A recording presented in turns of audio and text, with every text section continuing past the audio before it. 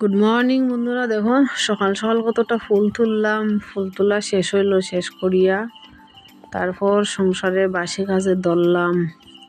বাসি কাজটি শেষ করলাম, এই শুরু করলাম, এই যে ঘরটা ঝাড়ু দেওয়া শুরু করলাম। আর বিছনাটা তো রইল, বিছনাটা তো ঘুমাইতেছে এখন তারা তো বিছনা তুলছি না, তো বিছনা থাকবো, পরে তুলবো।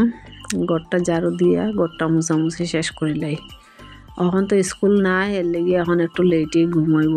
তো রুম তিনটা ঝাড়ু দেওয়া শেষ করে এখন তিনটা রুম মুছামুছি শেষ করে নিলাম।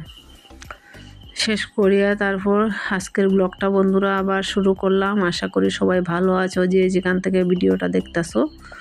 আর আমিও ভালো আছি। তো বাসন বেশি নাই, অল্প বাসন আসলো, এটি ধুইয়া এখানে রাখা দিলাম। তারপর দেখো এখানে শাক আছে, এই যে বাত্তা শাক, এটি বানাইমো আজকে।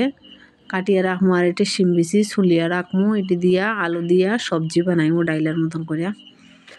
তো দেখো ফাইনালি উঠিয়া গেল বিছনা থেকে, আমার ছেলে ঘুমার থেকে উঠে গেল। তো বিছনাটা মানে ইয়ে করলাম, ঠিক করলাম, সবজি টবজি সব বানাইয়া রাখিয়া দিছি। বিছনাটা ঠিক করে এখন স্নান করবো, স্নান করিয়া পূজা দেবো।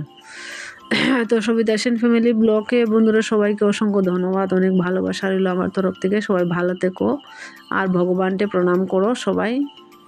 আজকে তো সোমবার, তো পূজা শেষ করিয়া রান্না করলাম, এই যে আলু এটি দিয়া, আর এই যে বাত্তা শাক রান্না করিয়া আজকের ব্লগটা বন্ধুরা এখানেই শেষ করলাম। সবাইকে গুড নাইট। আর ব্লগটা আজকে ছাড়তে অনেক লেট হয়ে গেল।